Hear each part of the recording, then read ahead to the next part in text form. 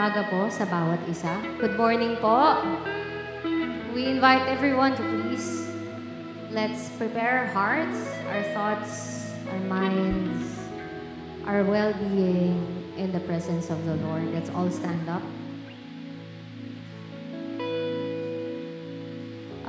Before po tayo magsimula, I would like to share a very quick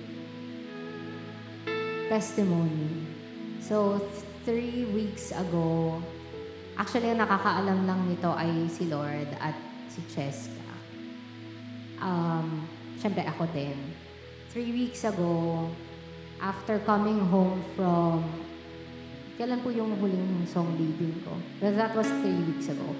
Monday, the next day, nakaramdam po ako ng parang bara sa lalamunan ko. Hindi siya tonsillitis kasi iba yung sakit pag tonsillitis, di ba po? Nung time na yon, in-observe ko muna siya for 3 days and it felt like it's not going anywhere. Eventually, it reminded me of the time when, siguro mga 8 years ago, it reminded me of that time when I was losing my voice. Kung hindi niyo po alam, nagkaroon po ako ng sakit sa lalamunan a couple of years ago. And it was a devastating time for me because I believe that one of the greatest things that I can offer to God, we can offer to God, is our worship to Him. So, in a very short moment, I got scared. Natakot po ako.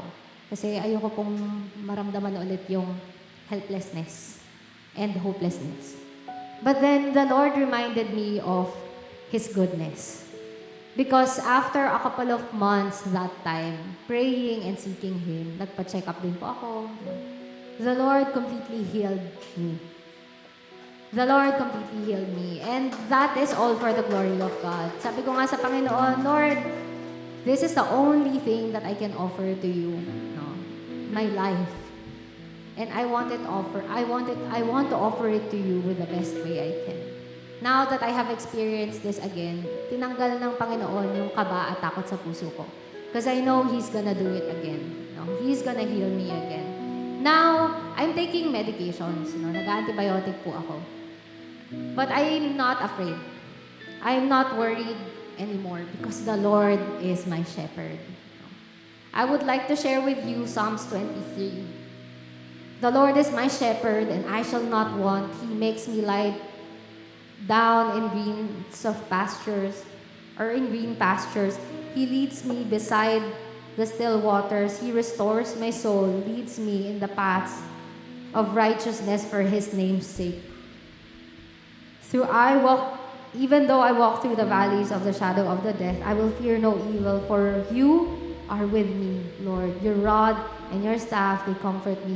You prepare a table for me, before me, in the presence of my enemies. You anoint my head with oil. My cup runs over. And verse 6 po, surely goodness and mercy shall follow me all the days of my life, and I will dwell in the house of the Lord forever and ever and ever. Lord, I believe, we believe that no matter what we're going through right now, what I want to happen is just to dwell in your presence forever. With or without our voices, Lord.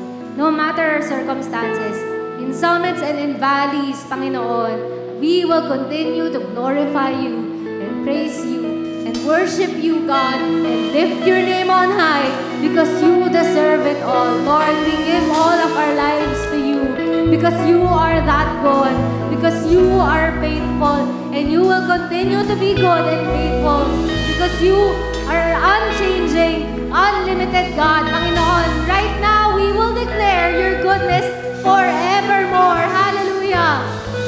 We thank you, God, for your goodness and mercy and your love.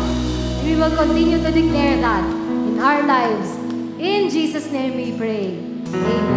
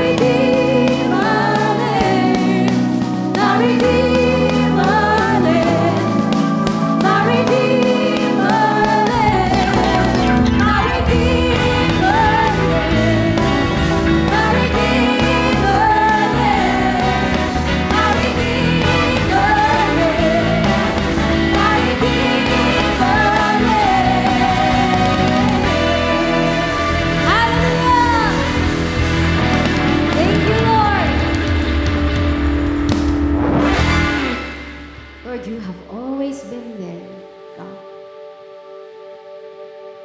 In every season, you have always been there.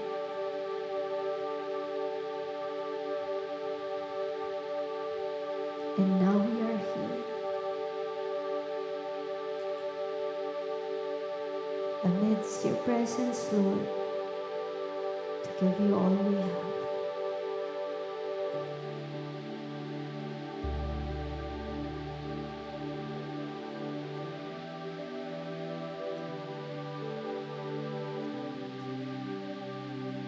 Because we want to lift your name, the name above all names. We want to give our hearts to you, oh Lord. We want to lift your name, the name above all names. We want to give our hearts to you, oh Lord. I am an instrument of exaltations, and I was born to lift your name above all names. You hear the melody of all creation, but there's a song of praise that only I can bring. I am an instrument of exaltation, and I was born to lift your name above all names. You hear the melody of all creation, but there's a song of praise that only I can bring. Who else is worthy? Who else is worthy? There is no one, only you, Jesus. Who else is worthy? Who else is worthy? There is no one, only you, Jesus.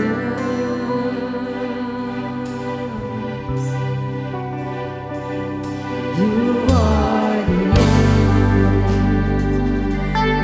God of the ages, yet you chose to make my heart your dwelling.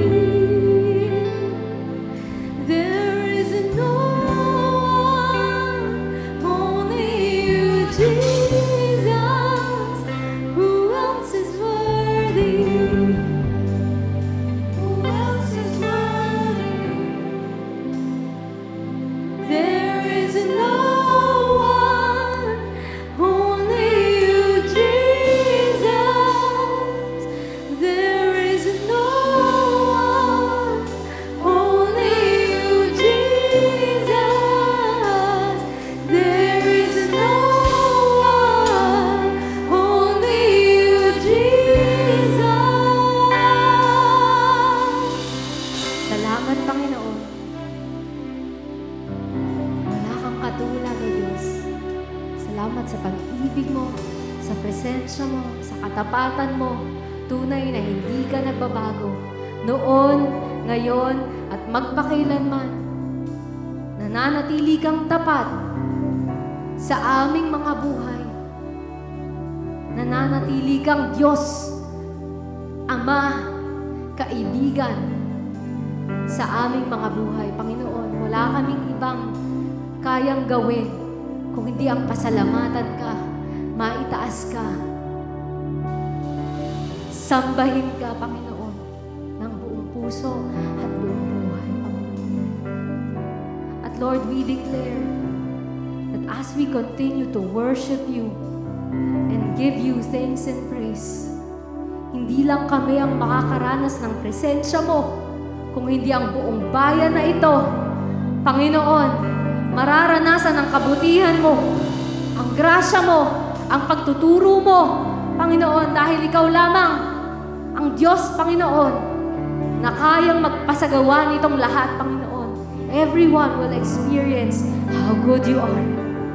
Lord, we will declare that, not just here, in this church, but everywhere we go, in this city, Panginoon, you will be the Lord of Lords and King of Kings, and they will experience your goodness also the way we experience it now.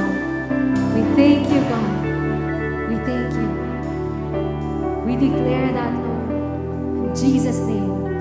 Amen. Can we just give the Lord the best clap offering? We thank you. Hallelujah. Patuloy po nating pasalamatan ng Panginoon habang binabati po natin ang bawat isa. Magandang umaga.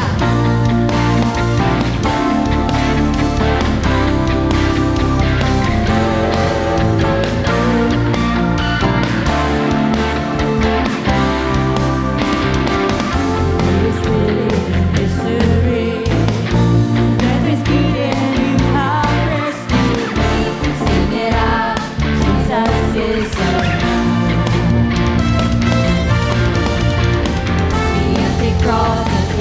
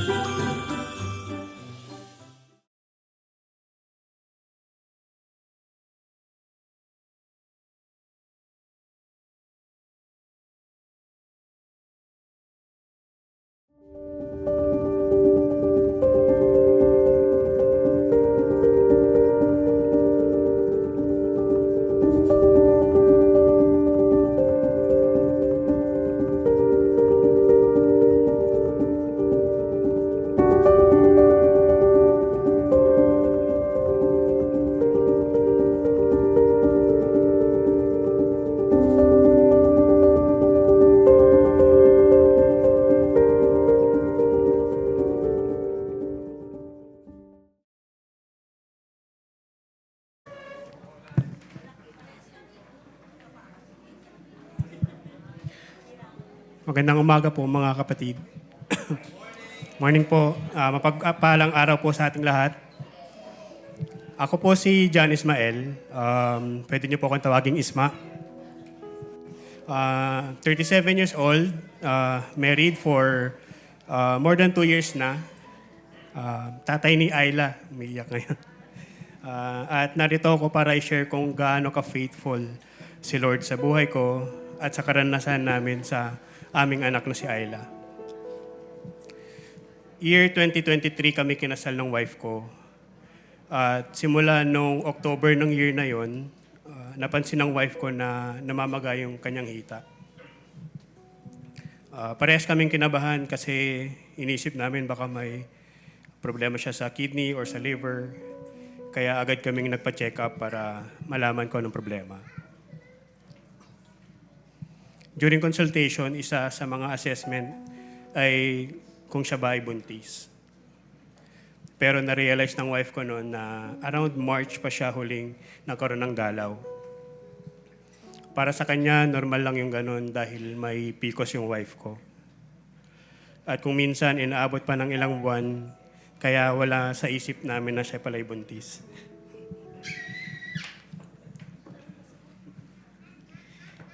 Dahil sa condition niya, iniisip namin noon na kung sakaling magde-decide na kami na magka-baby, ay kailangan naming magpa-consult sa OB para malaman kung anong dapat gawin. Dumating yung result ng mga test niya, sinama na rin yung pregnancy test, and it turned out positive. We are happy, and to be honest, a little bit worried. Kasi medyo hindi namin ina-expect yun. When my wife gave me the news, I prayed and thanked the Lord for the gift. Sabi nga sa kanyang mga salita sa Psalms 127 verse 3, "Children are a gift from the Lord. They are a reward from Him." And I asked the Lord for guidance for the new part of our lives, becoming parents. The next thing we did is to check with her OB. Hindi pa namin alam kung ilang months na talaga si baby sa tiyan niya noon. In-advise ng doctor na magpa-ultrasound siya para malaman namin kung ilang months na si baby sa tiyan niya. Paglabas ng wife ko sa lab, umiiyak siya. May hawak na papel. Nandun yung results. Girl daw yung baby namin. Hindi ako makapaniwala kasi going 8 months na pala si baby.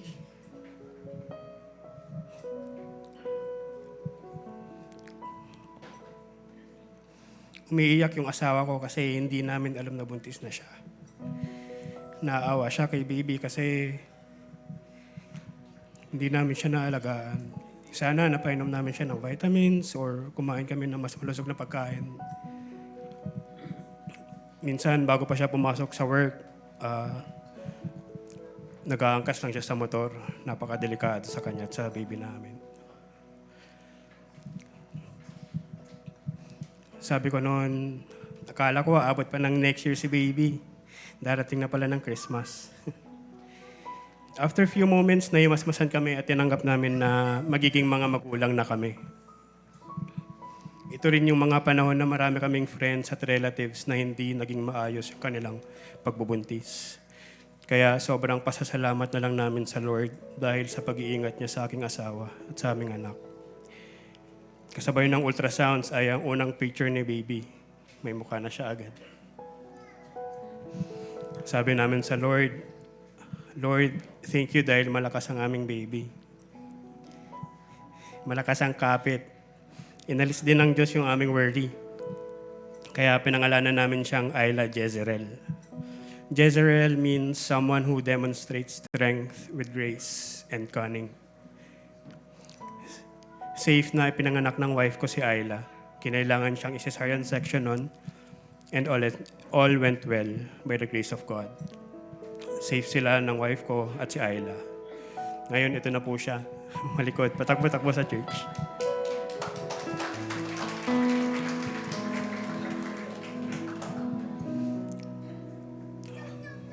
Sa totoo lang po, nung tinapa ko para i-share yung testimony ko, napaisip ako parang, ano bang faith story mo? Pero the Lord impressed in me na sinasabi niya, anak, hindi mo naman kwento yan eh. Kwento ng Lord, kwento ko yan sa buhay mo, sabi ng Lord. Then I realized, oo nga, most of us would say that there's nothing special about me. But the Lord had made a special journey for me and with me. Maganda ang plano ni Lord sa buhay ko at alam kong gagabayan pa niya ako sa bawat step ng buhay ko. Hanggang sa kung nasan man ako ngayon, He always answers our silent prayers in His perfect time. Sabi nga sa Philippians 4:13, I can do all things through Christ who gives me strength. Hindi ko inakalang magagawa ko lahat ng bagay na nagawa ko nung parating na si Ayla. He organized my mind so I can act accordingly to His will.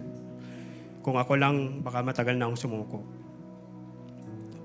Hindi perfect ang story ko at alam kong hindi pa ito tapos. I know that the Lord will still answer my other prayers in His time. Kaya mga kapatid, have faith. Naririnig ng Lord ang mga prayers natin. Minsan, pinaprepare din niya tayo na maging ready para sa mga answered prayers na ibibigay niya. Ako po si Isma, isang asawa, ama, at importante sa lahat, ako'y isang mananampalataya na sinasamahan ng Diyos at patuloy pa nasasamahan sa aking buhay. God bless po at magandang umaga sa ating lahat.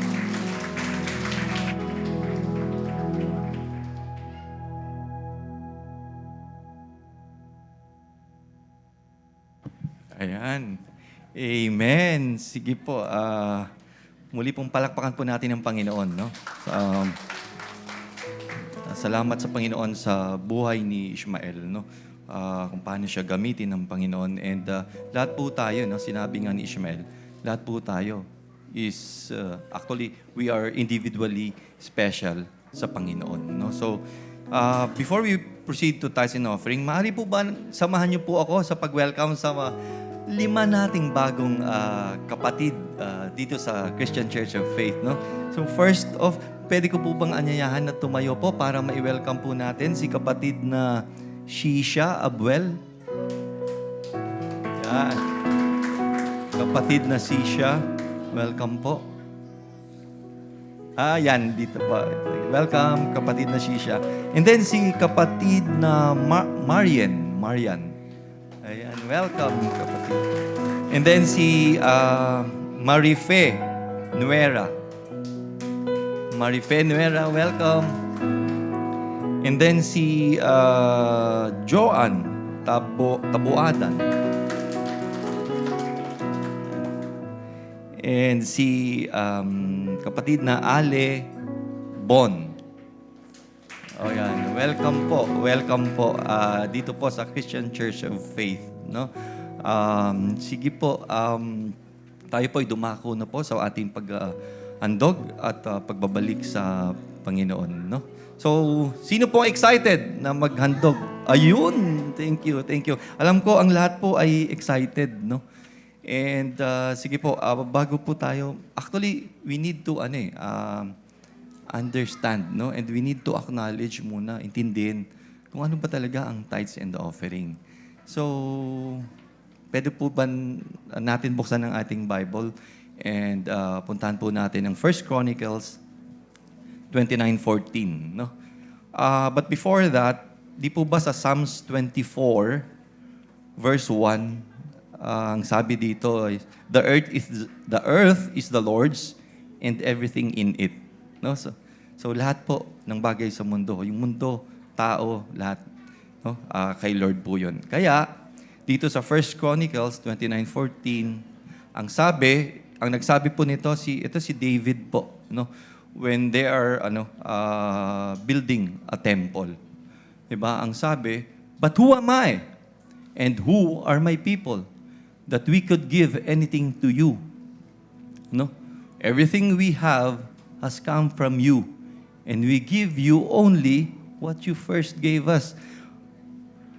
Importante po, no, na we acknowledge, no, and we understand na lahat po ng meron tayo galing sa Kanya. Tama po ba? Lahat. Wala po tayong pagmamalaki. Hindi po dahil marunong tayo, hindi po dahil magaling tayo. Hindi. Kaya po tayo meron is because of His grace. We cannot boast. No? Hindi po tayo pwedeng magmalaki. Dahil kung hindi po dahil sa Kanya, wala po ito lahat sa atin. And since we acknowledge, di ba? So we admit, nasabi natin na lahat ng meron tayo galing sa Kanya. Kaya may utos ang Panginoon sa atin na to put Him first. And ang sabi sa Deuteronomy 14 verse 23, ang sabi is that, bring this tithe to the designated place of worship, the place the Lord your God chooses for His name to be honored, and eat it there in His presence. This applies to your tithes of grain, new wine, olive oil, and the firstborn males of your flocks and herds. Doing this will teach you always to fear the Lord your God. So, intindihin po natin. Again, ang sabi ni Lord, bring. Utos. Hindi po sinabi na kung meron lang kayo. We are being commanded. Dahil nga sinabi natin, lahat ng meron tayo galing sa... So, sabi ni Lord, bring the tithe to the designated place. Saan? To the place of worship. And saan yun? This is His place. This is the place of worship. This is His place. Bahay-sambahan ito ng Panginoon. And anong sabi niya? Ang sabi niya, and eat it. Ito masarap. And eat it there. In my presence. So, ibig sabihin, when di ba sa mga kainan, sa mga gathering, di ba? Bakit tayo may gathering? Bakit may kainan? It's a celebration. So, imagine this. This is yung place ito ni Lord. And siya yung host. Imagine mo, no? To be with the Lord, eating with the Lord, with what He has blessed us with. That means it's a celebration. We must have joy in our hearts because God gave us plentiful, lots of blessings. Di ba? And ang sabi niya, di ba, hindi lang sinabi ba ni Lord na kung ano lang yung tira, unahin nga siya, put God first, unahin natin siya. Hindi kung ano lang yung leftover. God deserves the best. Tama? So therefore, ang sabi pa dito, di ba? Pag ginawa natin to, doing this will teach us always to fear the Lord your God. Hindi po tayo, ang ibig sabihin ng fear dito is that hindi para takutin tayo ng Panginoon. Kundi in reverence to Him. That's the deepest respect that we could ever do for the Lord. And what? To depend on Him. To rely on Him. To trust Him. That He will give us the best. No, lahat ng kailangan natin. Yun nga ang sabi ni kapatid na Kia earlier, di ba? The Lord is my shepherd, I shall not want. Di ba? So tayo, no? Financial lang ba ito? Hindi. You can use your position, you can use your knowledge, you can use your time, no? In doing things that will glorify Him. No? That's our part, a portion of our time to give glory. Gamitin natin ang duno natin to speak His truth, to share the good news, to share the Word of God. No? In that way, we are also giving Him the reverence and in a favor in return for what He has done to us. And I'd like to thank, hindi lang financial ang blessing ng Panginoon sa akin. So I'll take this time also, this opportunity, to thank the Lord, no? For the 29 years, nag-celebrate po kami ng wife ko ng 29 years na. So, imagine, 29 years, kung wala ang Panginoon sa buhay namin, we're not a perfect couple, we're not a perfect family. But because, dahil may Panginoon tayo na so, 29 years, there you go, and we are counting. And sabi nga, di ba? Pag obedient tayo kay Lord, goodness of the Lord, favor of the Lord will run after us. Diba? And true enough, no? Kapag tayo faithful kay Lord, mag-tithes, mag-offer ng kaloob natin. And just recently, sa dinabi-dabi ng pwedeng manalo, ako po yung nanalo dun sa may raffle namin na 2 night stay sa Boracay. No? Hindi po ito para ano, no? I just give glory to the Lord na if we are obedient and we love Him truly, genuinely, and we are being intentional, what I'm saying is that grace, mercy, peace, favor will run after us as He promised. That's why I encourage you to stand up and give our love and offering to our Lord.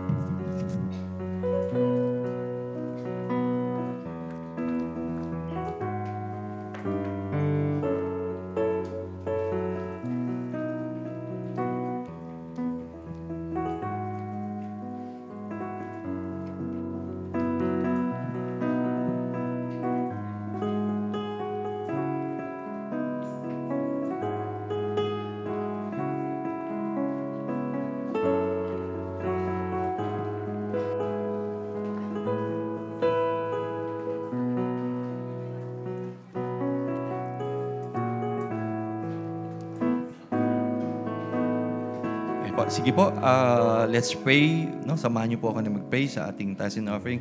Dear Lord, we acknowledge, Lord, that everything that we have comes from you. Lord, we just want to thank you for all the blessings that you have endowed us with, Panginoon. And, Panginoon, wala pong kaming dapat pasalamatan kundi kayo lang po. Wala pong ibang, nobody and no one is worthy of your praise, Lord, but you alone, Lord. And Lord, you hear the hearts and cry of your people, Panginoon. And I know, Lord, and I pray that you will bless each one, each of your children.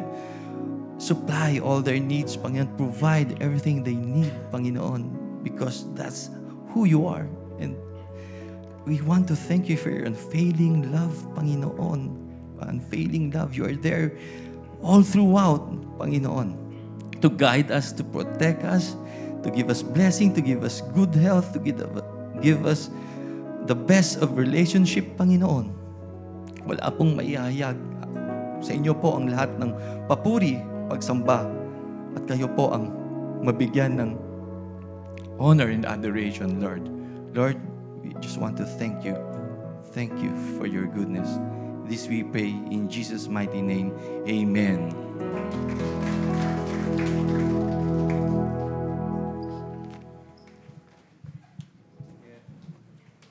Amen. Good morning po sa bawat isa. Pwede po bang tingnan niyo po yung katabi niyo at sabihin niyo sa kanya, welcome home. Ba't ako yung tinitingnan niyo? Tingnan niyo yung katabi niyo. Sabihin niyo, welcome home, kapatid. So good morning po sa bawat isa. Isa pong malaking blessing na makasama kayo, ang bawat isa, dito po sa ating pamilya, dito po sa CCOF. Amen po ba?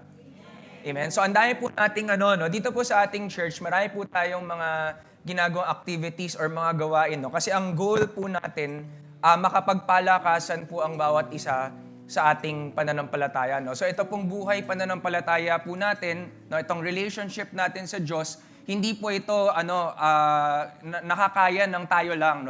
Ang kagandahan po, di po tayo nag-iisa at meron po tayong pwedeng mga kapatiran, mga kaibigan na pwedeng makasama sa journey na ito. So konti lang pong announcement bago po tayo magsimula. Meron po tayong Family Fun Day, okay, this coming December 7, 2025. So this is for yung mga faith kids po natin kasama yung kanilang mga families. So kung available po kayo, this will be on December 7, 2 o'clock. Please approach Teacher Cheska. At kung hindi po kayo available, i-cancel niyo po yung mga plano niyo para maging available kayo. Okay? So please approach Teacher Cheska for registration dito po sa Family Fun Day. And second po is our spiritual family class. No? So ito po yung isang parang gawain po natin para makilala nyo po ang ating simbahan. No? Ano po ba ang itinuturo ng Christian Church of Faith? Ano ba ang focus natin? Ano ba ang goal natin? Ano ba ang bahagi natin dito sa pamilyang ito? No? And so if you want to know more about this church, you want to belong to this church, you want to know this church in a deeper level, please approach Pastora Irene for registration, and we will give you more details later on. Isa pa po sa mga gusto po nating i-promote dito po sa ating simbahan ay yung gawain po natin na tinatawag po nating faith group. Okay? So pwede po bang malaman sino dito ang bahagi ng isang faith group? Huwag po tayong mahiya. Okay? Meron po tayong faith group. Amen. No? So marami po sa atin, we are part of a faith group. No? Ang kagandahan po ng pagiging bahagi ng isang grupong ito, hindi lang po ito Bible study o hindi lang po ito breakout na pagkatapos ng service, mag-uusap lang tayo, tapos yun na, magkalimutan na tayo.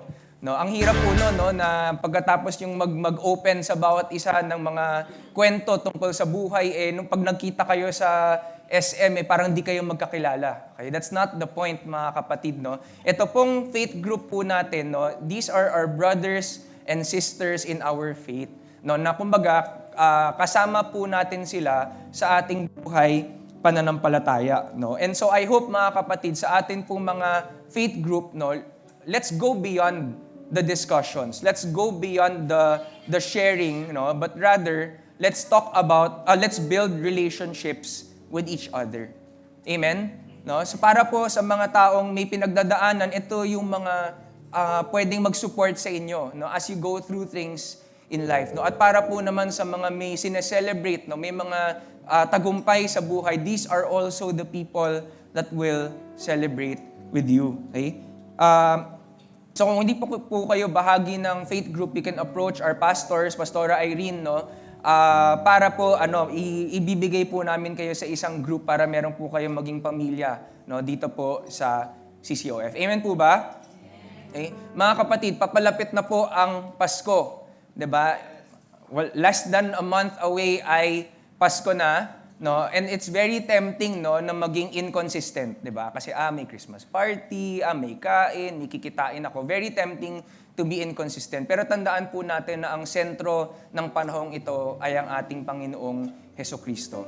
So wag po tayong matukso na ipagpalit yung si Christ na bilang sentro ng panahong ito kasi may lechon o kasi may exchange gift. Unahin po natin si Kristo bilang sentro ng panahon na to. Amen?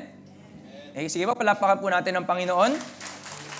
At bago po tayo magsimula sa atin pong mensahe ngayong umaga, itaas po muna natin itong panahong ito sa Panginoon. Manalangin po tayo. Father, we just want to honor you this morning. Lord, thank you for your goodness and your kindness and your mercy and your patience sa bawat isa sa amin, Panginoon. I thank you, Lord, for every person that is here today. They are part of our family, our brothers and sisters in Christ. And I thank you, Lord, na meron po kaming shared desire to grow in our relationship with you and in our walk with you. Dalayan ko po sa umagang ito, Lord, may you be the center of this place.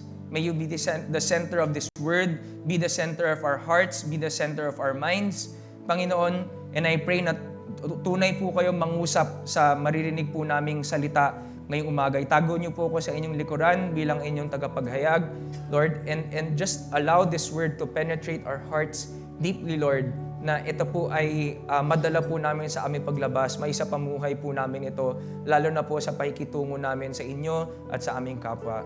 Lord, alisin niyo po ang lahat ng hindrances, lahat ng distractions, Lord, so that we might understand your word deeply and correctly this morning. Marami pong salamat, Panginoon. Ito po ang aming samot dalangin sa pangalan ni Jesus. Amen. Palapakan po natin ang Panginoon. Amen. So, makibukas po kayo sa akin sa Luke chapter 19. Okay, Luke chapter 19. Ngayong umaga, tatapusin po natin yung series po natin na Faith Arising. And ang prayer ko po sa bawat isa, I hope that through this month at maging sa pagkatapos po ng series na to, patuloy po na mag-arise ang faith po natin sa Panginoon, na patuloy po tayong lumalim sa ating pananampalataya sa Kanya, nang mas makilala po natin ang Diyos sa isang mas malalim na paraan, no? Alam niyo po, pag sinabi po nating pananampalataya or faith, no, hindi po ito passive, hindi po ito yung nandiyan lamang at walang ginagawa, no?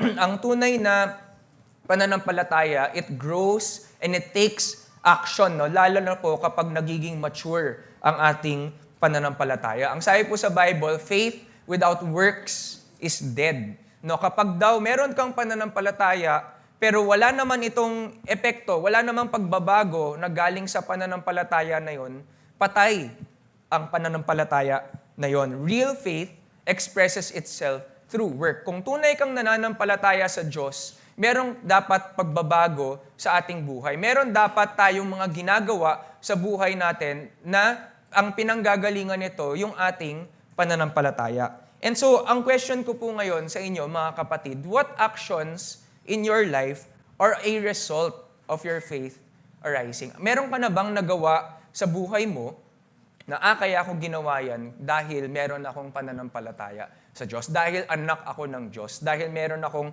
relasyon sa Kanya. Okay? Tandaan po natin, no, ang buhay po natin sa mundo, ang purpose po natin dito, simple lang. It's to love God and to love others, di ba? To love God and to love others. At kapag mature tayo sa ating pananampalataya, mas nagiging madali sa atin na isapamuhay yung purpose na ito. Okay? So, pinag-usapan po natin yung maturity, no? Ang bawat tao, meron po tayong kanya-kanyang criteria what makes a mature person. Di ba? Sa physical, no? Sa normal na buhay, meron po tayong mga criteria na tinitingnan, no? When it comes to maturity, 'di ba? Hindi porket tumangkad ka na mature ka na, 'di ba? And ganun din po sa ating pananampalataya, no? For some people, no, what makes a mature Christian is their position or their rank in church, no? Kasi pastor na ako, mature na ako, no? But sadly, mga kapatid, hindi po lahat ng may leadership position sa church ay spiritually mature, no? So that is not the criteria for maturity. For some people, maturity is spiritual gift. Pag meron akong gifting, no, sa aking pananampalataya, mature ako, no? Pero a person can still be gifted but still be immature. So baka hindi rin ito yung gifting natin na kung gaano tayo kagaling, kung gaano karaming talento ang meron tayo, no? Ang tunay na batayan ng maturity ng isang tao sa ating pananampalataya, alam niyo po kung ano, mga kapatid? It's character. Okay? It's character, no? Gaano ka evident, no? Gaano ka nakikita yung fruit of the Spirit sa buhay ng isang tao? Paano nagbabago ang kanilang ugali, ang kanilang paraan ng pamumuhay as a result of their faith arising? Ang dami pong tao, masyado silang nakapokus sa gifting or sa posisyon. Ang galing niya magsalita. Kaya niya mag-prophesy, kaya niya mag-speak in tongues. Pero wala yung character. Hindi nila binibigyan pansin yung character. Okay? Tayo, mga kapatid, if we want our faith to arise, no, pansinin po natin yung ugali natin. Pansinin po natin yung character natin. Gaano ako kalapit sa pagiging kamuka ni Jesucristo? No? How close am I to becoming more Christ-like? Kaya po mahalaga yung tinatawag po nating discipleship, yung magiging bahagi ng ating faith group. Kasi doon po sa faith groups po natin, hindi lang natin binibigyan pansin yung nalalaman natin or yung giftings natin and all of that. Mas importante po yung character building na habang lumalago tayo or tumatagal tayo sa ating pananampalataya, we really become more and more like Christ, no? Meron kang gifts, di ba? But it's the character that allows us to use these gifts for the right reason. Na pag ginagamit natin yung mga talento na binigay ng Diyos sa atin, para po ito magbigay papuri at luwalhati sa ating Panginoon. And so, ngayong umaga po, no, focus po tayo sa isang action na pwede po natin gawin as a result of our faith arising. At kailangan po natin ng matinding character para magawa po natin ito. Ready na po ba kayo, mga kapatid? Ang title po natin ngayong umaga is The Faith That Reconciles. The faith that reconciles. Pwede po ba natin sabihin yung salitang reconcile? Okay? So, habang lumalago po tayo sa ating pananampalataya, mga kapatid, one of the works of love na gusto ng Diyos na gawin po natin ay yung mag-reconcile. Ano ba ibig sabihin ng reconcile? No? Sa Tagalog, ito po ay makipagkasundo or magkasundo. Okay? At ang ibig sabihin lang po nun ay mag-restore or mag-ayos ng broken relationships with others. No? Ganun lang po kasimple. Makipag-ayos ka sa kapwa mo, that is reconciliation. At para po i-illustrate po natin itong faith that reconciles, gusto ko pong ibahagi sa inyo yung kwento ni Zacchaeus na makikita po natin sa Luke chapter 19. Pwede po ba natin sabihin Zacchaeus? Okay?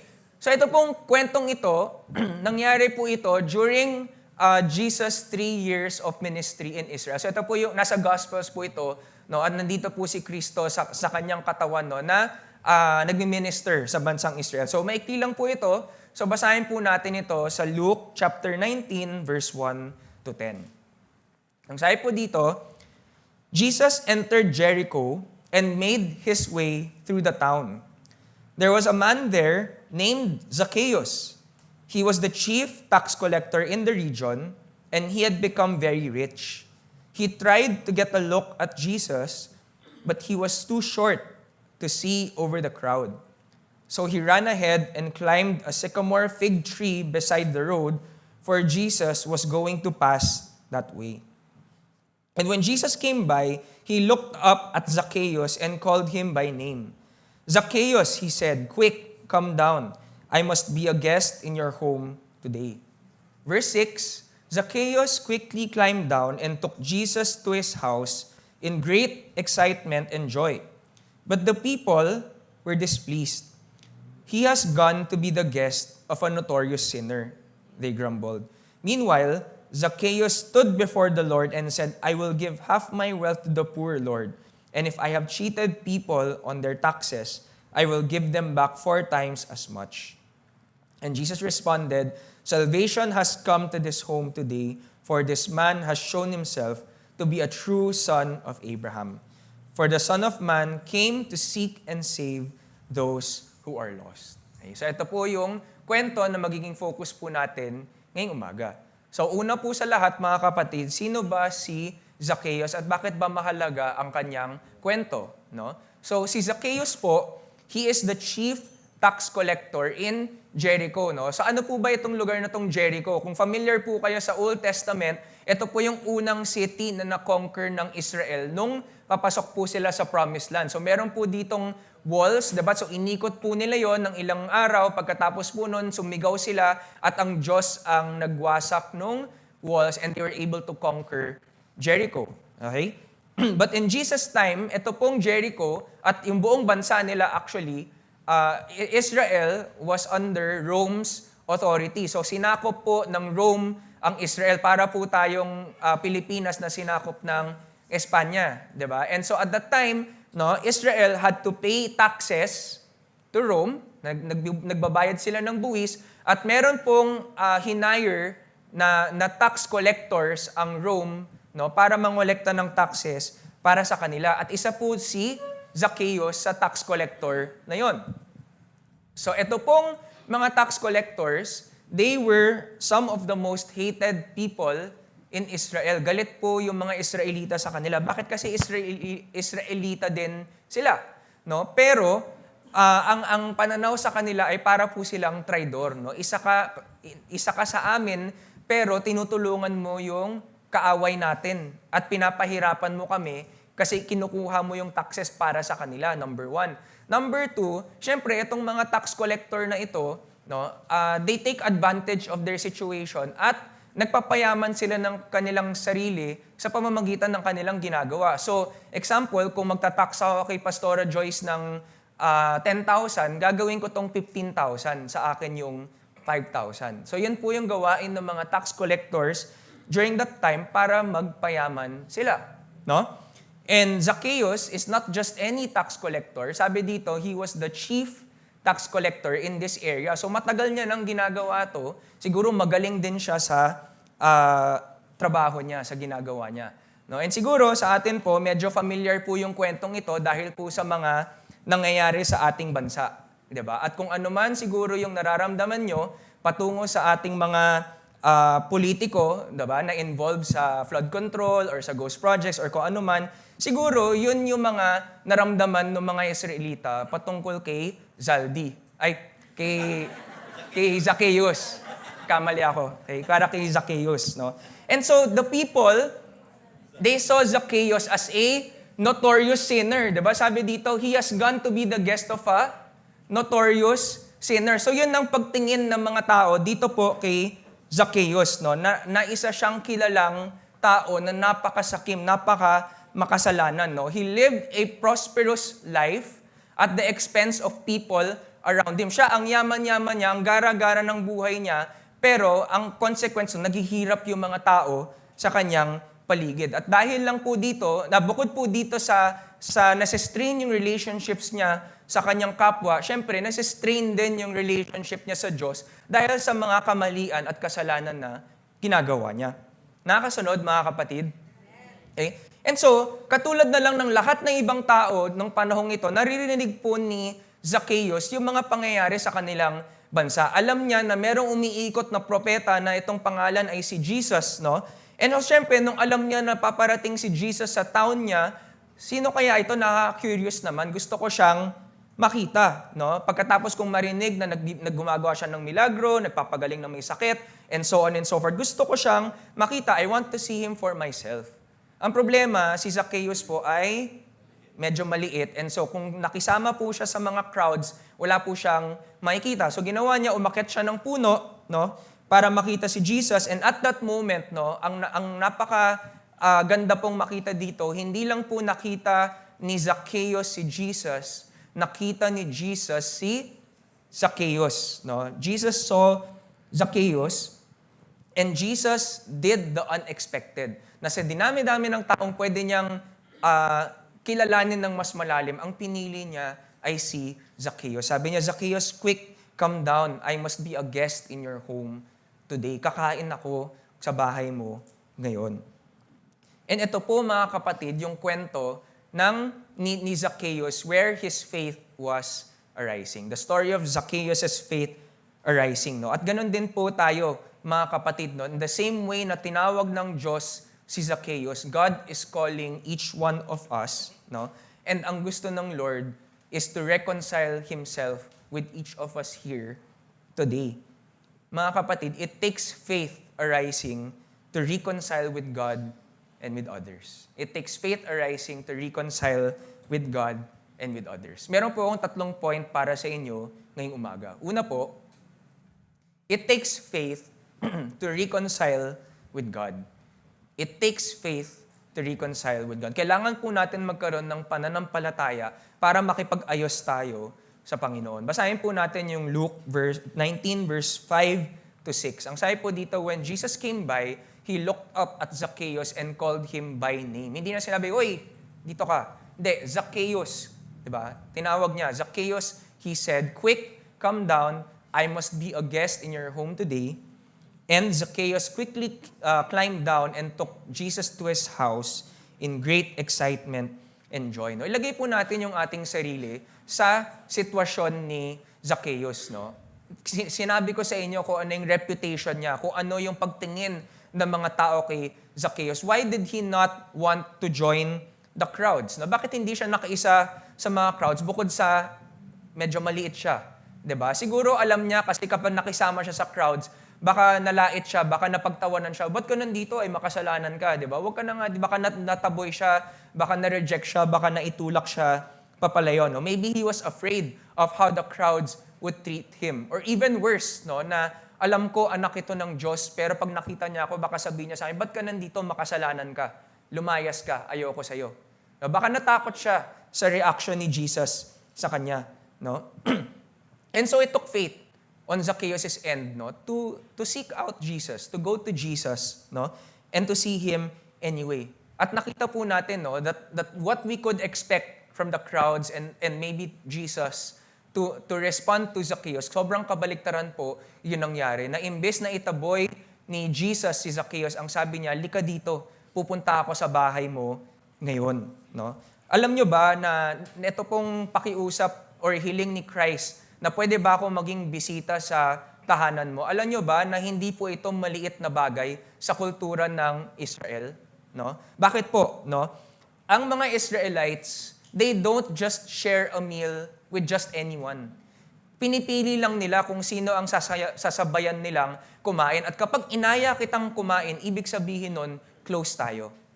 Kapag hindi tayo close, hindi ako sasabay sa'yo kumain. That is their culture. No? And so this interaction between Jesus and Zacchaeus, it's actually a very personal act of hospitality. Malalim po ang ibig sabihin ng gesture na ito. No? Alam niyo po kung ano yung naalala ko dito po sa sinabi ni Christ na pwede ba akong pumunta sa tahanan mo at pwede ba akong kumain dyan?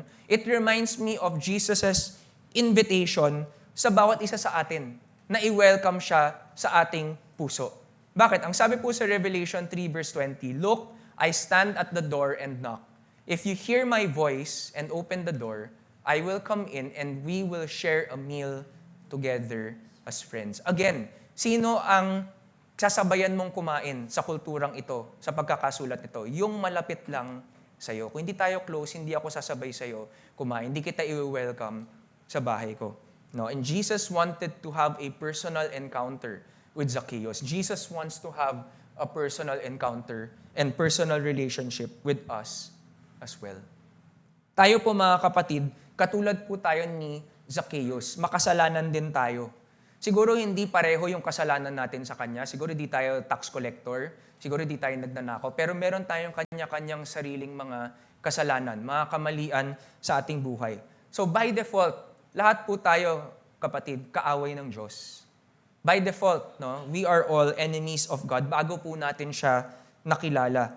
No, lahat po tayo may bahagi ng ating mga sarili na hindi tayo proud or alam natin hindi approve ang ating Panginoon. Pero ano ang sabi sa Bible?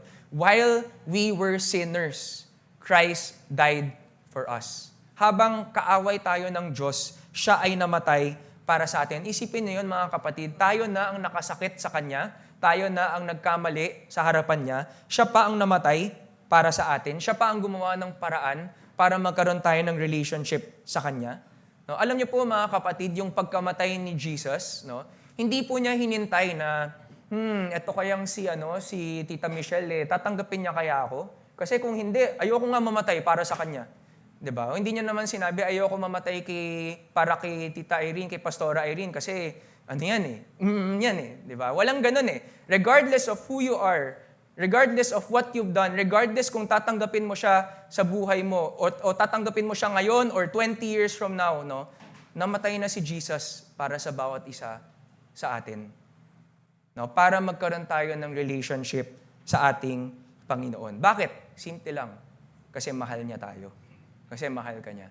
Pwede ba nating palapakan ng Diyos para doon? So, ano po ang naging role ni Zacchaeus? He had to respond to Jesus' invitation by faith.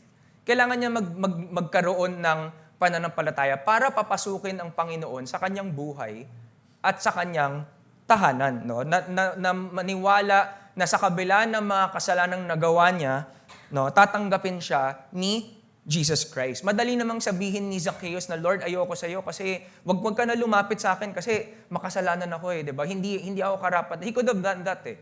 Pero ginawa niya, tinanggap niya ang Diyos, no, in faith and in humility. And mga kapatid, kung meron pong pag-asa ang isang tao na katulad ni Zacchaeus, meron din pong pag-asa ang bawat isa sa atin. Tatanggapin din tayo ng Panginoon. Ang sabi po sa Hebrews 11 verse 6, "It is impossible to please God without faith. Anyone who wants to come to Him must believe that God exists and that He rewards those who sincerely seek Him." No? And para po sa mga iilan sa atin dito, naniniwala po ako na inaaya tayo ng Panginoon for our faith to arise so that we would come to Him for the first time. No? Kasi meron po siguro sa atin dito na nagsisimula pa lang umattend ng church, nakailang punta pa lang, baka first time pa lang, no? And today, Jesus is inviting you, 'di ba? Let me into your life, no? Open the door of your heart to me. Let us share a meal together as friends, no? At paano po ba nangyayari 'yon, mga kapatid, no? Our relationship with the Lord starts by welcoming Him into our hearts to be our Savior and our Lord, no? Ang invitation po sa bawat isa is to make Jesus the Lord and Savior of your life. Ang sabi po sa Romans 10 verse 9, if you openly declare that Jesus is Lord and believe in your heart that God raised Him from the dead, you will be saved, no? Or you have a Savior, no? So para po tanggapin natin bilang tagapagligtas si Jesus Christ, kailangan tanggapin natin na namatay siya sa krus bilang kabayaran sa ating mga kasalanan at muli siyang nabuhay, patunay na death has no power over Him. No? Kailangan tanggapin din natin si Jesucristo bilang ating Panginoon. Ano ibig sabihin ng Panginoon? Na siya yung sinusunod natin sa ating buhay. Kung meron kang bagay na pinaniniwalaan na tama o mali, no, na mali at sa'yo tama siya, sinasabi ng Diyos, mali siya, sino masusunod?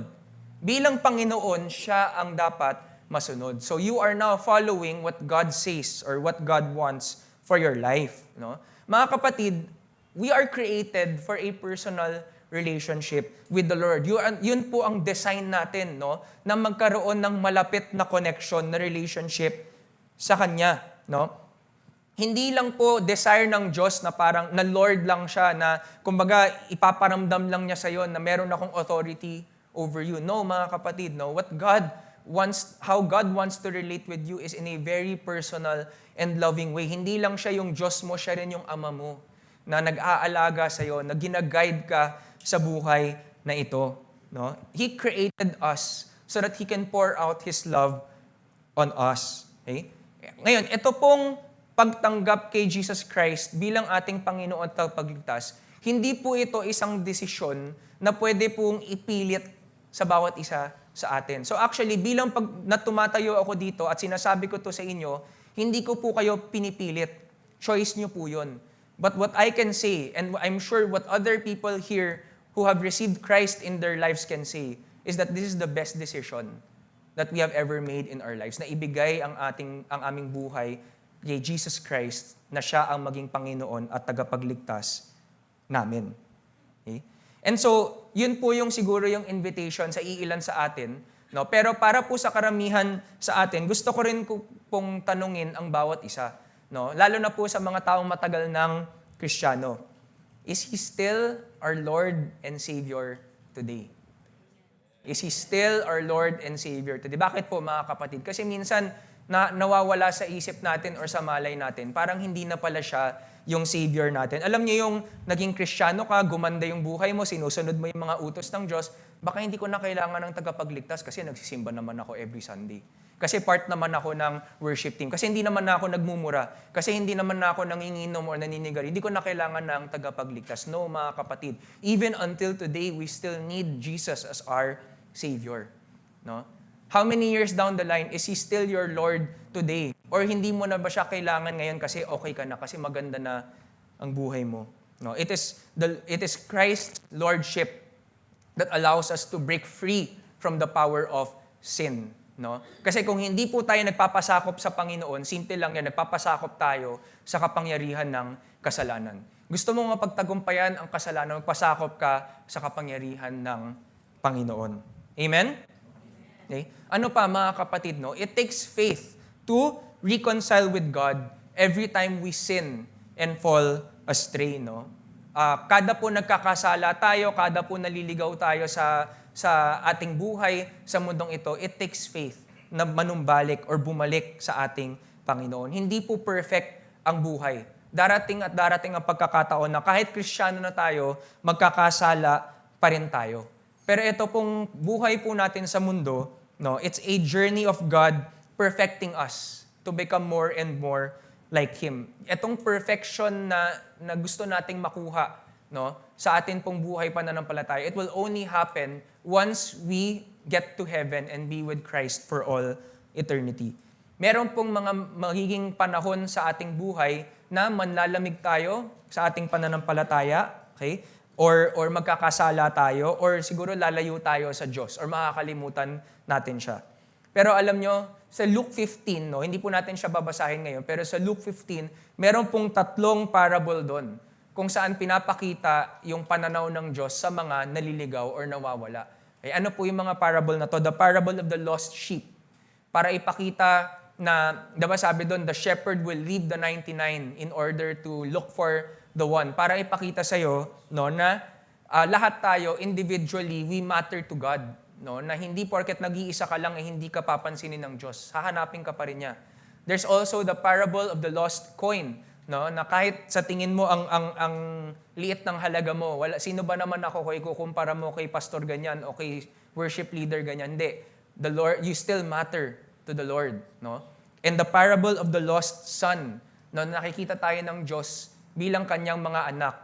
At mas mahalaga sa kanya yung relasyon niya sa atin kumpara sa kung gaano kabigat yung mga kasalanang nagawa natin.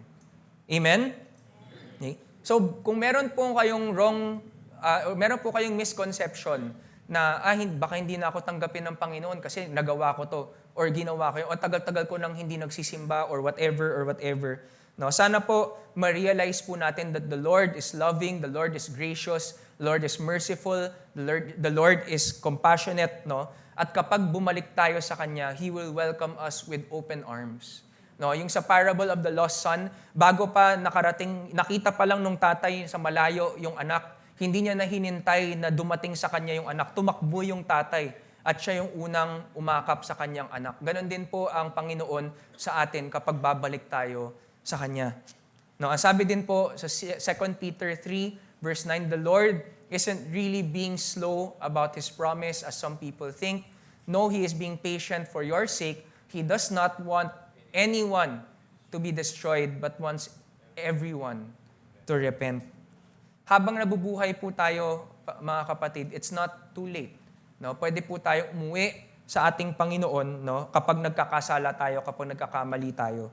Siyempre, hindi po 'yon excuse na okay lang naman palang magkasala kasi pwede naman ako bumalik sa Diyos, no. Siyempre, 'di ba, kapag mahal mo ang isang tao, hindi ka at alam mo na nakakasakit ka sa taong 'yon, hindi mo na gagawin yung bagay na 'yon na nakasakit dun sa taong 'yon. Ganon din po sa ating Panginoon. Oo, nagkakamali tayo, nagkakasala tayo, pero pag alam mo na mali ito, nakakasakit ito sa Diyos, then stop doing it.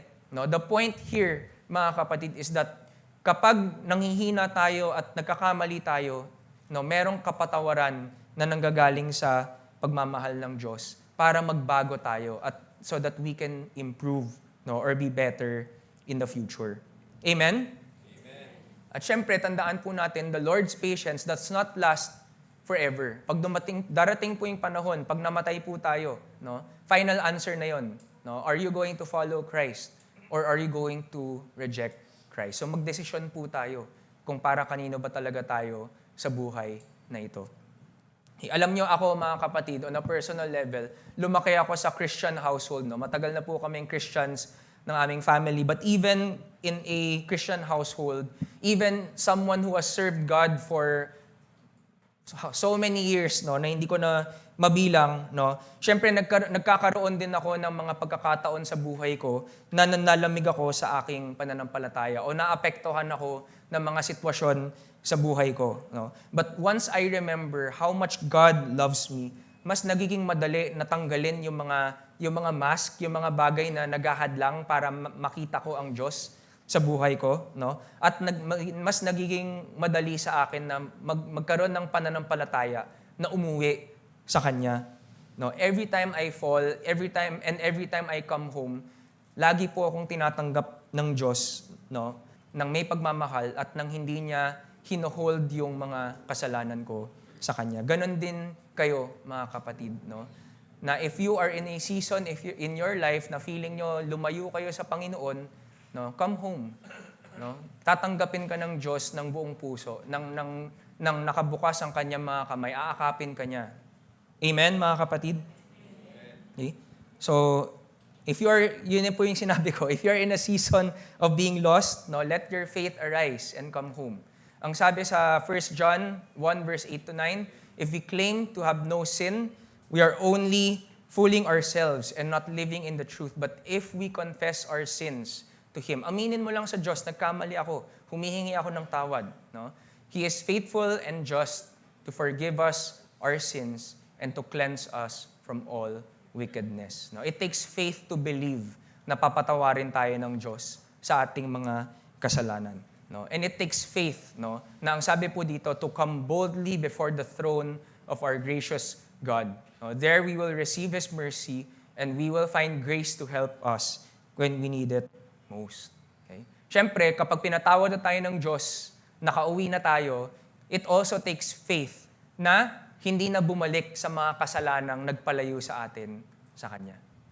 Amen, mga kapatid?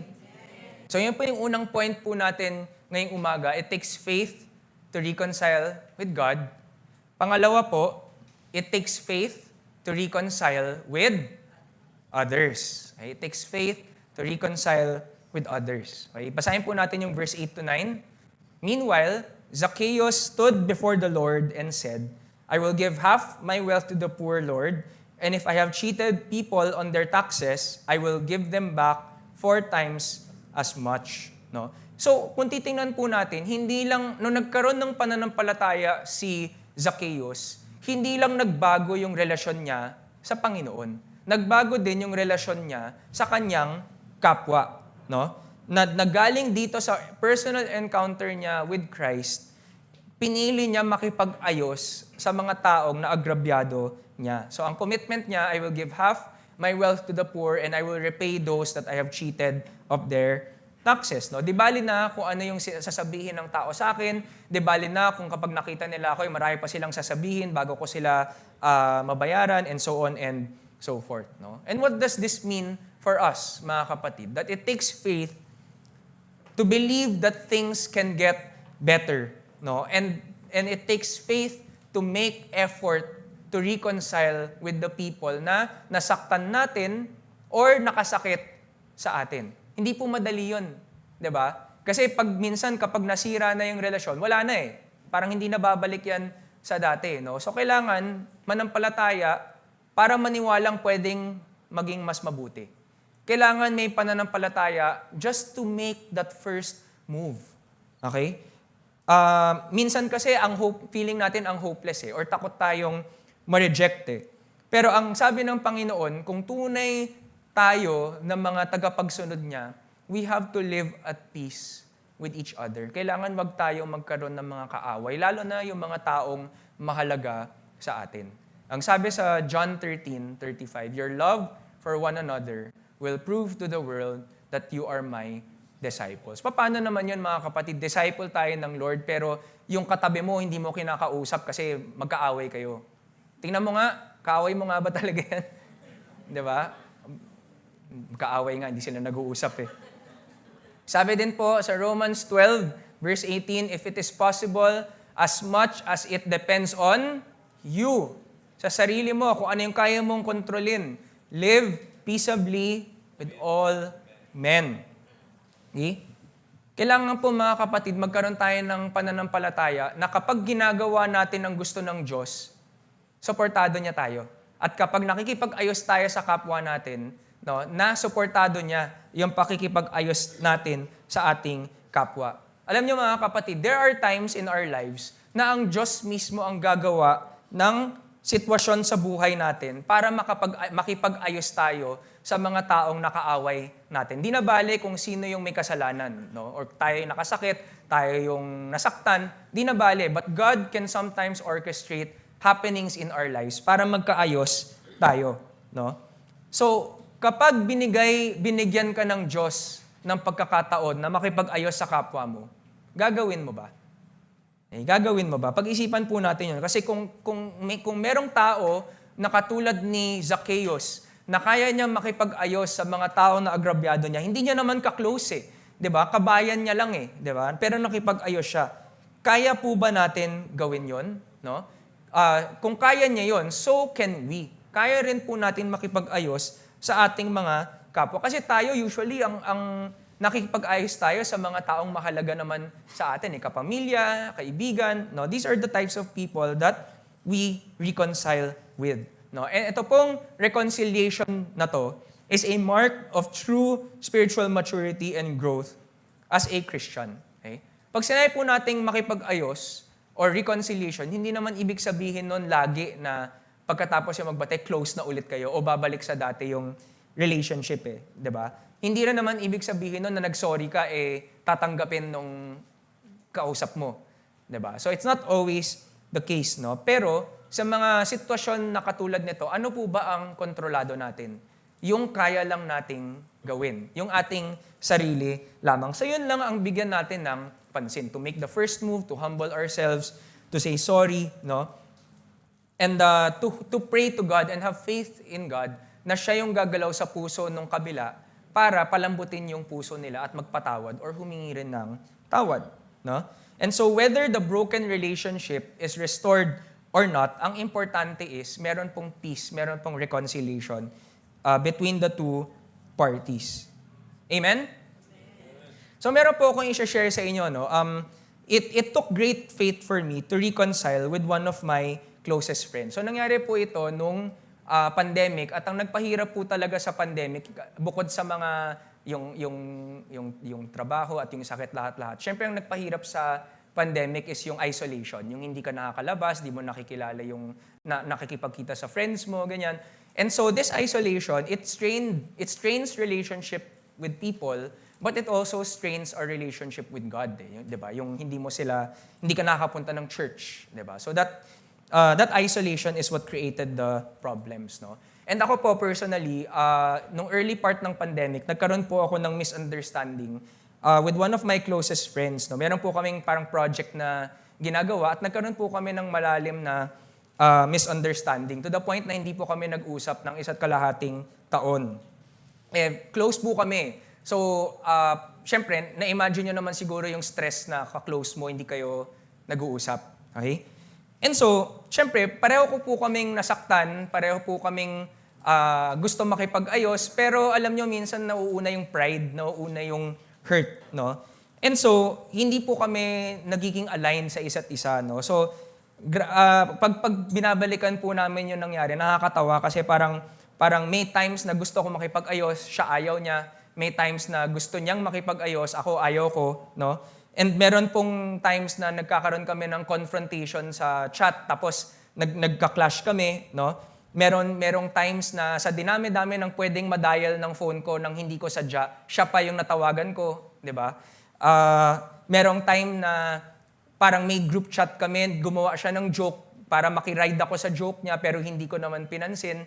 So parang hindi talaga kami nag-meet nung friend na ito, no? And at some point, sabi ko, ayoko na makipag-ayos sa kanya, no? Pero bakit ko sineshare ito sa inyo? To show that this is how I know that God can orchestrate events to give us opportunities to reconcile with others, no? Kaya pwede po tayo magkaroon ng pananampalataya. Pwede po tayo mag-expect na gagabayan tayo ng Diyos kapag meron po tayong mga relationships na gustong ayusin. So yun po yung kwento, di ba? So nagkaroon po kami ng Christmas party, nung siyempre alam niyo naman yung pandemic, maya-maya pwede na lumabas. So nagkaroon kami ng Christmas party at hindi na po namin maiwasan na makita ang isa't isa. Ay, sandali lang ah. And siyempre, nung nagkita kami, dati kami yung laging magkatabi. Ngayon, obvious magkalayo, hindi talaga kami nagkatabi, no? Pero napansin ko na, himala, parang kinikibo niya na ako, parang binabati niya na ako, okay? Ito pa, mga kapatid, ang masaklap, no? Na, ano ba nangyayari sa Christmas party? Di ba may exchange gift? Okay? So, ano nangyayari sa exchange gift? Bubunutin mo yung pangalan ng pagbibigyan mo ng regalo. So, yun po yung rule sa amin. And so, nagsimula yung bunutan, bakit parang pag Sunday, lagi ako umiiyak, no? So, lahat ng iba, dahan-dahan ng tinawag, tapos napapansin na ng mga tao na parang, halos ikaw na lang ang natitira. Parang hindi pa binubunot yung pangalan mo. Ang problema, hindi pa siya bumubunot. So nahahalata na ng isang kaibigan ko na alam niya nag-aaway kami, katabi ko siya, so ginaganon niya na ako, sakit, gumaganon na siya. So true enough, mga kapatid, no, siya yung bumunot ng pangalan ko at binigyan niya ako ng regalo. So hindi pa natapos doon. Siyempre, mainit pa di ba? So pabebe ka muna, hindi 'yun ang bate di ba? Yung Christmas party na 'yon, nangyari 'yon ng Friday, okay? And malapit na mag-Christmas, so sabi ko, pandemic, hatid ko na lang yung mga regalo sa kanila. Okay? Siyempre, since part siya ng group, alam nga namang hindi ko siya bigyan ng regalo. Lahat ng iba, binigyan ko ng regalo. So, sabi ko, kung Friday yon, Monday, magdadrive ako, magbibigay ako ng regalo sa kanila. So, nung Sunday, inaayos ko yung, kino-coordinate ko na, sabi ko, bibigay ko kay ganyan, ganyan, ganyan. Iniiwasan ko siya. Hindi ko siya ma-message na parang, uy, may regalo ako para sa'yo. No? So sabi ko, sige, para matapos na lang, papagrab ko na lang sa kanya yung regalo para hindi ko na siya kailangan kitain. Okay? Pero yun nga, dinelay ko siyang i-message, pero alam nyo mga kapatid, hindi mawala-wala sa puso ko na parang it was the Lord telling me, eto na yung time. Eto na yung time para makipag-ayos ka sa kanya. And so, parang syempre, nagmuni-muni ka, nagmatigas ka ng konti. Sabi ko, maybe I still do want to be friends with this person. And so sabi ko, sige, minessage ko, sabi ko, may papadala akong regalo sa'yo bukas, papagrab ko na lang. Okay. So Monday, ang nagbago, hindi ko siya pinagrab. Ako mismo yung pumunta doon sa bahay niya. So nagulat siya. Ba't ka nandito? Kala ko ba papagrab mo lang? So sabi ko, I don't know why I just felt I had to do this. Maybe this is my way of telling you, I still want to be friends and I hope that you do too. No, and you don't have to answer now, I just wanted you to know. And the long story short, mga kapatid, is nagkita kami siguro the week after, tapos 5 oras lang kami nag-uusap. And then, to this day, parang wala na nangyari. So, bumalik kami sa pagiging close namin, katulad dati. Okay? Okay na? Pwede na? Okay. Okay, so, ano po yung point, mga kapatid? It's amazing how God can work through the most unexpected ways. Diba? Through the exchange gift. Siyempre, hindi ko naman in-orchestrate na mangyari yung exchange gift na yon. No? Siyempre, yung mga kaibigan namin na alam nila na nag-aaway kami pero hindi sila nagsasalita. Na nung nalaman na nila nagbati na kami, ang sabi nila sa amin, ayan kasi ang pabebe nyo pareho. Matagal na dapat natapos yan. Diba?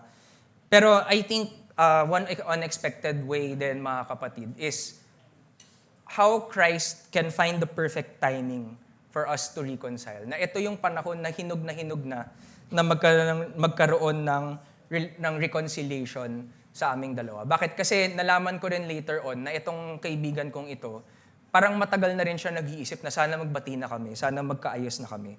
No? And sometimes, we may think that God is late. Diba? Kasi parang God, are you preparing the blessing kaya ka late? No. No, sometimes God seems late because He is still preparing us for the blessing. Diba? Na tayo yung hinahanda niya para tanggapin yung blessing na ibibigay niya sa atin. And so for me, mga kapatid, both me and my friend, ang laki din ng miniature namin simula nung nag-away kami, diba? And to this day, kapag nag-uusap kami, sabi niya sa akin one time, alam mo, yung nag-away tayo, yan yung parang tinuro sa akin ng Diyos na parang wag na masyadong, yung maliit na bagay lang nagagalit. No? And so He taught both of us, the Lord taught both of us in that way, na wag magpalaki ng issue, lalo na kung maliit lang naman ang issue. Okay? And so ano po yung point? No? It takes faith to reconcile with others, na maging optimistic ka na pag ginawa ko ba to, may mangyayari ba? No, it takes faith to do that, 'di ba? And it takes faith na ikaw yung mauna, no? And sa friend ko, syempre it took a lot of faith na magpakumbaba, no, to give the gift, okay? And to even parang open my heart and tell him na pwede ba tayong magkaayos kasi hindi ko alam kung paano siya sasagot 'di ba? And to believe that we can be close again. Okay? And so, ano po yung point? Conflicts are unavoidable. Di po natin minsan maiwasan yung conflict sa mga taong, lalo na yung lagi nating nakasama. Bakit? Kasi lahat tayo makasalanan Lahat tayo may pagkukulang. Lahat tayo may ugali. Lahat tayo imperfect. No? But by faith, we can keep loving others. And by faith, kapag nagkaaway man tayo, di man tayo nagkasundo, we can still reconcile with other people.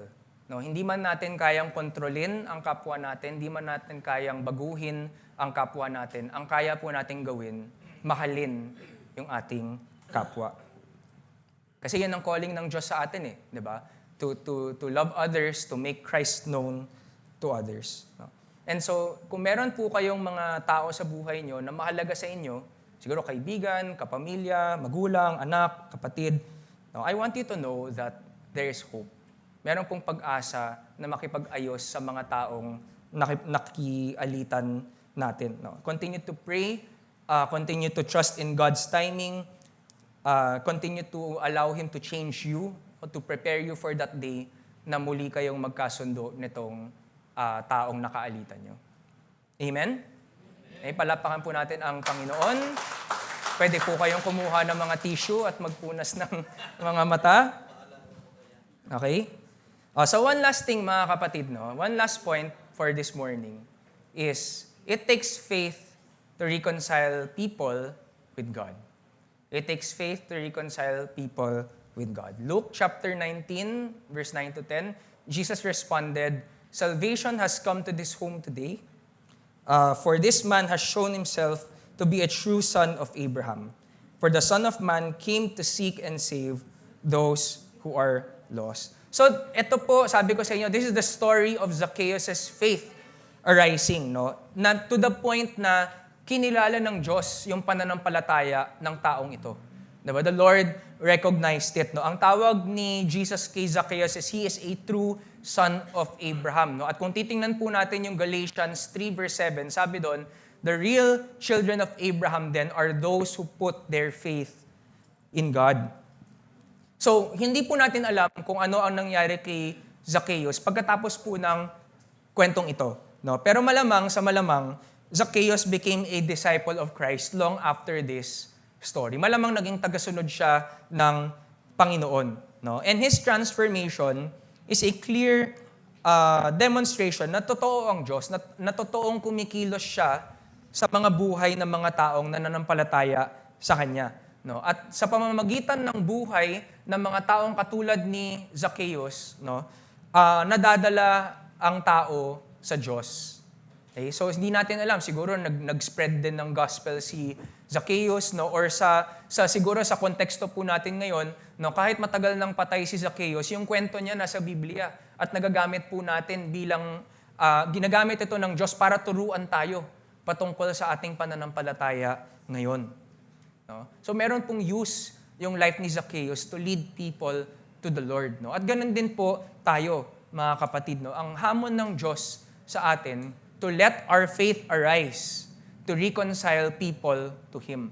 No? Na magkaroon din tayo ng pananampalataya na magdala ng tao para makakilala sa ating Panginoon. Ang sabi sa 2 Corinthians 5 verse 18 to 19, "Now all things are of God, who has reconciled us to Himself through Jesus Christ, and has given us the ministry of reconciliation, that is, that God was in Christ reconciling the world to Himself, not imputing their trespasses to them, and has committed to us the word of reconciliation." Ano po ibig sabihin nito, mga kapatid? Na meron pong binigay na Great Commission, or na tungkulin sa atin ang Panginoon bilang Kanyang mga anak. And that is to reconcile people to Him. Na dahil sa atin, makipag-ayos din yung ating kapwa sa ating Panginoon. No? At hindi lang po ito nagagawa sa ating salita, nagagawa din ito sa paraan ng ating pamumuhay. Okay? That when other people see kung gaano ka nagbago, no, our new lives will point these people to the Lord. No? Imagine niyo na lang, no? Halimbawa, sa case nung ako at nung kaibigan ko, so nakipag-ayos kami, siguro sa isip-isip niya, ano kayang pumasok sa utak nito at nakipag-ayos siya sa akin. And that would be the opportunity to lead this person to the Lord. No? And to this day, kapag nag-uusap kami ng friend na yun, we actually have conversations na nag-encourage kami sa bawat isa sa aming pananampalataya. No?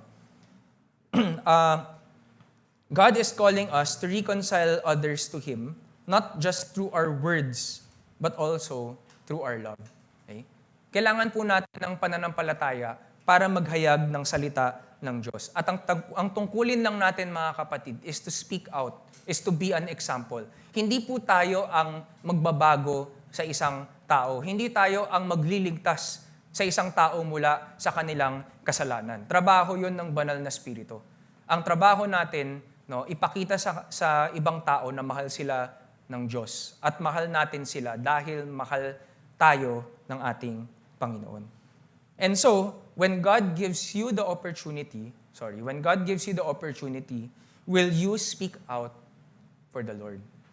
Okay? Dito po ako magtatapos, mga kapatid, na nandito na po tayo sa November 30. Sabi ko nga, wala pang isang buwan ay magpapasko na at eksaktong isang buwan matatapos na ang 2025. Hindi ko alam kung ano ang kalagayan ng ating pananampalataya ngayon. Hindi ko alam kung ano ang kalagayan ng mga relationships natin ngayon. But there is no better time to reconcile than today. To reconcile with God and to reconcile with others. Lalo na sa mga taong nasaktan natin at sa mga taong nakasakit sa atin. Reconciliation begins with faith. Nagsisimula ito sa pananampalataya. To let your faith arise, to reconcile and restore meaningful relationships. Siguro, alam nyo, sa Panginoon, hindi niya kayo itataboy. Siguro ang sinasabi ng Diyos sa atin ngayong umaga, come home. Come home to me. And He will receive you in love. Siguro sa ating kapwa, God is telling you to make the first move. Huwag mo nang hintayin na kailangan may ganitong kondisyon para magkaayos kami. Ikaw na ang mauna, at kahit hindi ito, it will not look like the way you want it to look. Gusto mo, yumuko pa siya, lumuhod pa siya para lang magkaayos kayo. Even if it doesn't look that way, even if it doesn't apologize, ikaw na makipag-ayos sa Kanya. And to be bold and to share the gospel to others para sila makilala din ang Diyos. Amen? Ay palapakan po natin ang Panginoon. At tayo po ay yumuko at manalangin. So before we sing our final song, just try to listen to the Holy Spirit. Ano yung sinasabi niya sa'yo ngayong umaga? Ano yung pagbabago na gusto niyang gawin sa buhay mo? Is it to make your home in the Lord? To let Him be your God? And to be His people? Is it for you to come home? To renew your relationship with Him? Siguro para sa ilan sa atin, baka may naisip tayong tao na sinasabi ng Diyos, ito na yung panahon para makipag-ayos ka sa Kanya. Kapatid, huwag nyo nang patagalin. There is no better time than now to let our faith arise, to reconcile with God and with others. So Lord, I just want to pray for all of us here.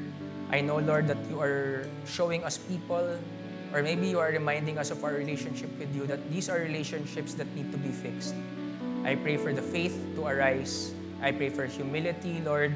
I pray for hope for everyone here, that they may make the first move to seek you first and to reconcile with those they are not in good terms with. I know, Lord, that you will bless all these efforts to reconcile, and I look forward to hear stories of peace, Lord, especially in this Christmas season. Thank you, Lord. We honor you and we bless you. In Jesus' name we pray. Amen. I will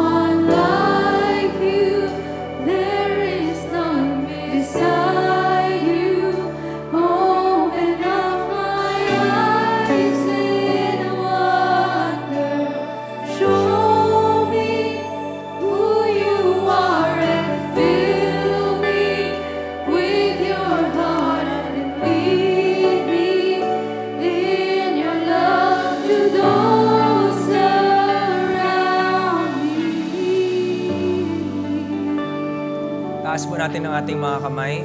Let's offer this moment to the Lord. Father, I pray for everyone here, myself included, Lord. I pray that faith will continue to arise in the hearts of each one here. Lord, you know the desires of our heart. Alam mo yung mga sitwasyon at mga bagay na iniinda namin, mga pinagdadaanan namin ngayon. That our faith arise through these challenges, Lord, that we may grow in our walk with you, in our relationship with you. Pray for people to come home. I pray for people to know you deeper, Lord. I pray for people to have the boldness, the courage, the faith to reconcile with the people around them, Lord. And I know, Lord, that you will give your peace sa puso namin ngayong umaga. Lord, aalis po kami ngayon, Lord, at peace knowing that you are with us and knowing that you bless our walk and you bless everything that we do. Keep us safe as we leave today, Lord, and continue to be the center of our hearts and our minds as we prepare ourselves for this Christmas season. We honor you and we bless you, Lord. In Jesus' name we pray. Amen. Palapakan natin ang Panginoon.